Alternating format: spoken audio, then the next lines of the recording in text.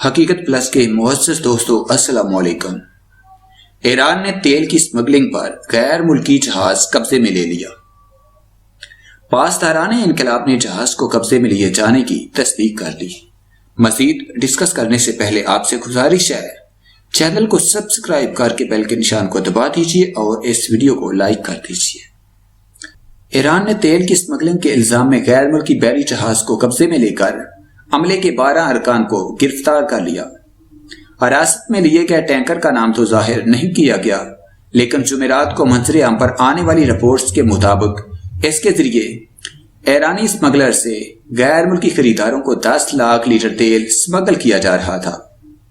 یہ اعلان ایک ایسے موقع پر منظر عام پر آیا ہے کہ جب ایک دن قبل ہی ایرانی فوج نے تکنیکی خرابی کا شکار ہونے والے غیر ملکی جہاز کی مدد کی تھی، اور رپورٹ کے مطابق یہ معاملہ بھی اسی جہاز کا ہے جس کی ایرانی فورسز نے مدد کی تھی۔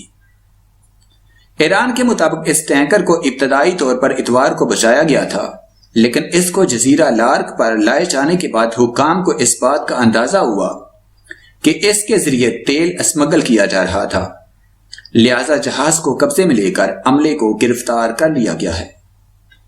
ایران کے پاسداران انقلاب کے کمانڈر نے کہا ہے کہ وہ آبنائے حربس میں اس قسم کی سمندری قزاقی کو ہرگز برداشت نہیں کریں گے۔ گزشتہ ہفتے خام تیل کی قیمتوں میں کمی واقع ہوئی تھی، لیکن اس خبر کے منظر عام پر آنے کے بعد تیل کی قیمتوں میں اضافے کا رجحان ہے۔ میری ٹائم ٹریفک کی ٹریکنگ سائٹ کے مطابق پاناما کے جھنڈے کا حامل تیل کا ٹینکر MT RIAH نے اتوار کو جزیرہ کیسٹم کے قریب سگنل بھیجنا بند کر دیے تھے، اور اس کے قریب ہی پاسداران انقلاب کا اڈا بھی ہے۔ اگر یہ پکڑا جانے والا جہاز MT RIAH ہے تو یہ یقیناً متحدہ عرب امارات جا رہا تھا۔ 190 فٹ کا یہ جہاز عموماً دبئی اور شارجہ کے مغربی ساحلوں کا رخ کرنے کے بعد آبنائے حرمز سے گزر کر فجیرہ کا رخ کرتے ہیں۔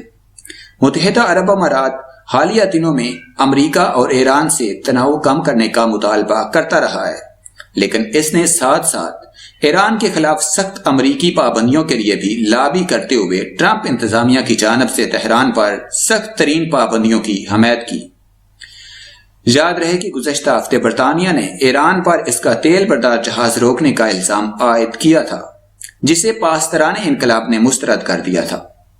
برطانوی بحریہ نے الزام عائد کیا تھا کہ 3 ایرانی پیراملٹری کشتیوں نے آبنائے حرمز میں برطانیہ کے تیل بردار جہاز کا راستہ روکنے کی کوشش کی، اور اس کی ویڈیو بھی موجود ہے۔